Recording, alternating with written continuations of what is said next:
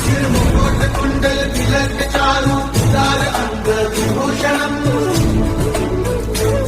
नवकंजलोचन पंचमुख कर पंचपदकं दारुणम्।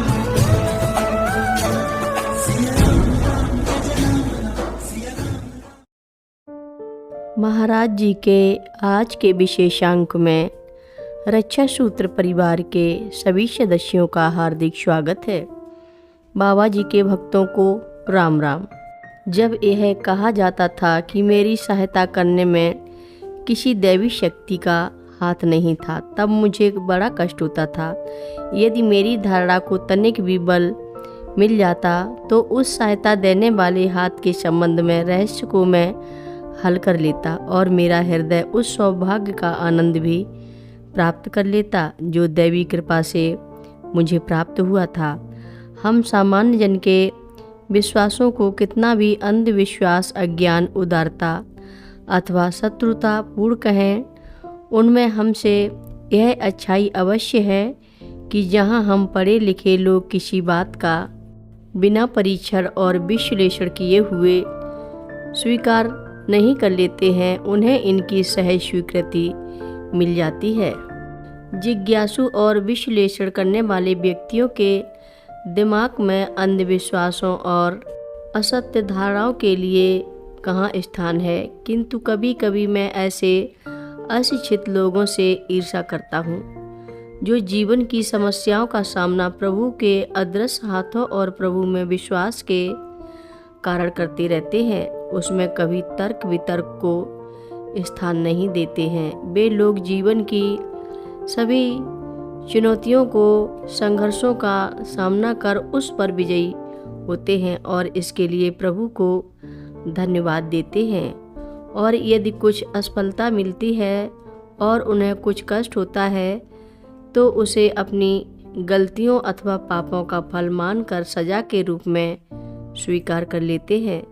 कष्टों को प्रभु कृपा ही मानते हैं। इसके लिए भी प्रभु को ही धन्यवाद देते हैं कि इस कष्ट के कारण वे पापों से छुटकारा पाकर शुद्ध हो गए।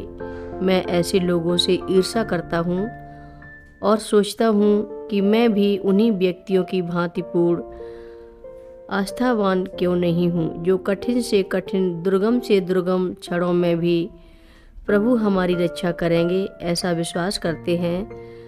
उसने डूबते हुए एक व्यक्ति की कहानी भी कही जिसे दैवी शक्ति से जीवन दान मिला था। उत्तराखंड के मंदिरों और तीर्थों की परिक्रमा करने के पश्चात जब एक परिव्राजक साधु बद्रीनाथ धाम आया, वह बद्रीनाथ मंदिर के निकट ही नदी के तट पर कुछ दिन ठहरा। उसे खुले आकाश के नीचे धूनी के सामने बैठकर कुछ भक्त उसके पास आने लगे। एक दिन दोपहर बाद एक वृद्धा कुछ फल लेकर उसके पास आई। साधु ने उसके युवा लड़के के बारे में पूछा जो उस समय उसके साथ नहीं आया था। उसने बताया कि मंदिर के निकट ही दुकान पर वह कुछ सामान लेने आया है। लोग साधु से कुछ बातें भी कर रहे थे और उनसे अनेक प्रश्न भी पूछ रहे थे। उत्तर देते देते वह एकाएक रुक गए और सीधे बैठ गए। बैठे ही बैठे उस साधु ने अपने हाथ फैलाए और कुछ अटपटे शब्द मुंह से निकाले जिसे वे लोग सुन नहीं सके।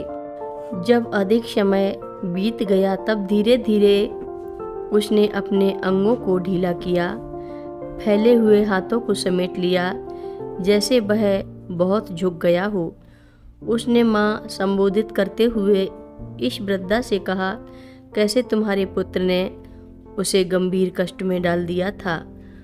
अपने खरीदे हुए सामानों को गधे की पीठ पर लादकर जब वह वापस लौट रहा था तो उसका पुत्र एकाएक अलकनंदा नदी में जो पास ही बह रही थी गिर गया।